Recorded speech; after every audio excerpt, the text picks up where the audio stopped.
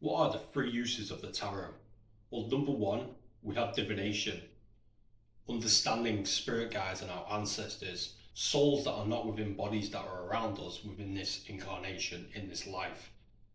Two, self knowledge, a path to self knowledge, to understand ourselves better, either ourselves, the microcosm, our interior world, our interior life, or the macrocosm, the cosmos, the universe. And three, as a magical tool to make changes in our world by asserting our will following certain rules of life. How does the tarot work? This is a common question I get, and my answer is this. These cards were probably printed somewhere in a factory and stored in a warehouse in China or Taiwan, and then shipped over here on some big ship to the UK for me, a professional tarot reader, to use. Is there anything special about paper? Well, yes and no. Tarot is symbolism, and symbolism is the language that encodes the universe, the cosmos. And symbols don't just speak to our heart and our mind, they speak deeply to our soul. They help us understand things on a subconscious or unconscious level that our conscious mind is simply too stressed, busy, or just incapable of possibly understanding. This life, this world, this reality that we experience is full of causes and consequences.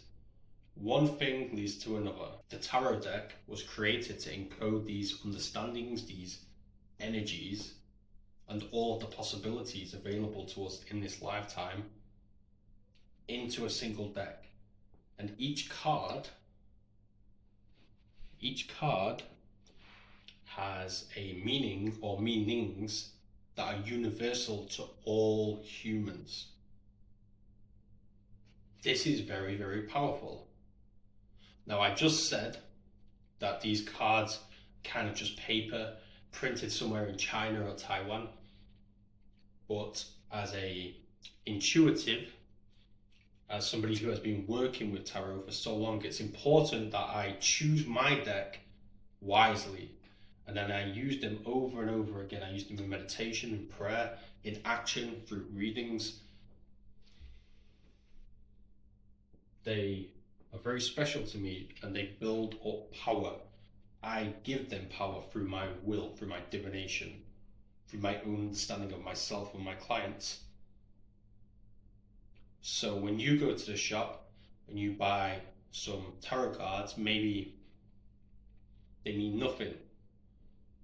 But if you keep working with them over time, they can become the most powerful thing that you own, that you touch, that you carry in your pocket, in your bag.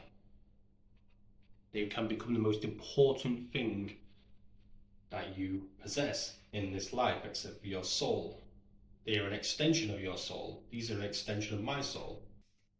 How can I be sure? How can you be sure that each card that we draw is relevant to our present situation? Well, I've already mentioned that life is full of causes and consequences. I am here today because of actions of other people, previous generations, my ancestors took. I am English, obviously. I am English because I was born in England. And why am I born in England? Well, my parents met in Manchester, in the north of England.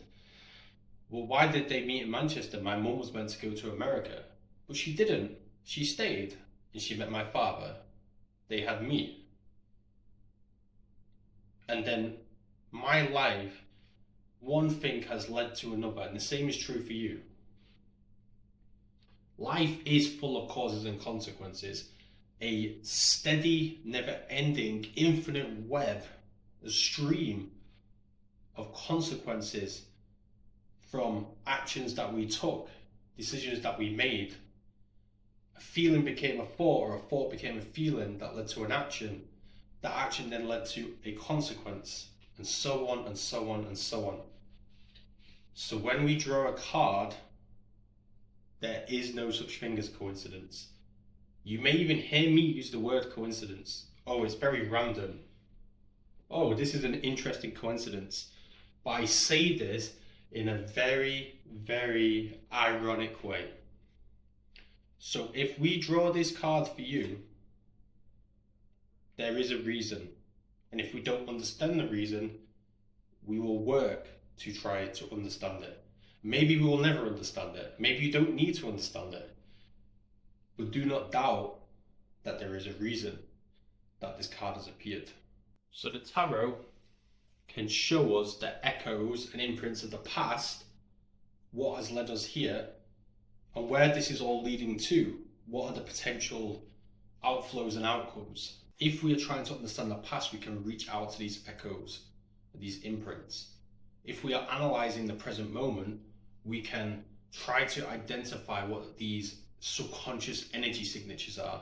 And if we want to map out the future, we will look at where these echoes and imprints and this current energy signature is going towards. Breathe. The tarot is not fixed though. I believe it's very accurate if you have a good reader like me, and there are thousands, maybe there's thousands of good readers. The tarot is not fixed. It's just a snapshot of where you currently are, where you've been, where you are, where you're going. So life isn't fixed. It just gives you where you are, shows you where you are heading towards in your current trajectory, whether that's knowingly or unknowingly. And after tarot, you know. But you can change it. It can be changed.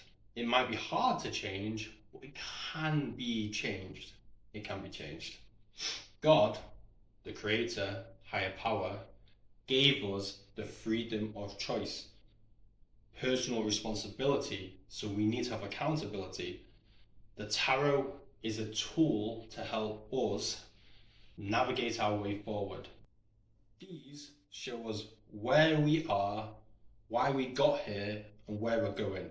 So it equips us to make better choices, better decisions.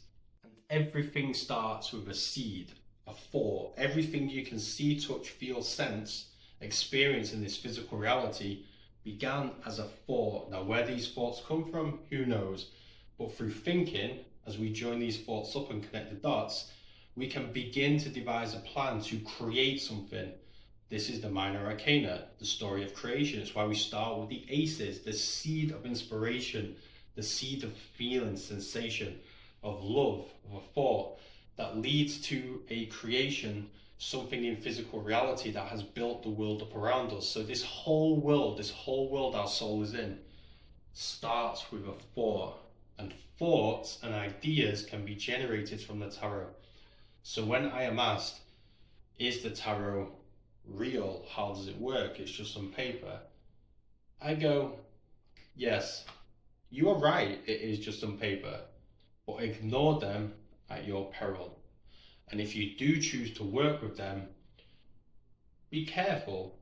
Choose your deck wisely. Pick the cards and work with the cards that resonate with you. If you are unhappy with what's happening, maybe you notice things go downhill for you, change your cards, remove them from your home. This paper is not to be taken lightly. If you have any questions, reach out to me. There's many videos on my channel. You can learn about the major arcana, the minor arcana, and we go into many other things.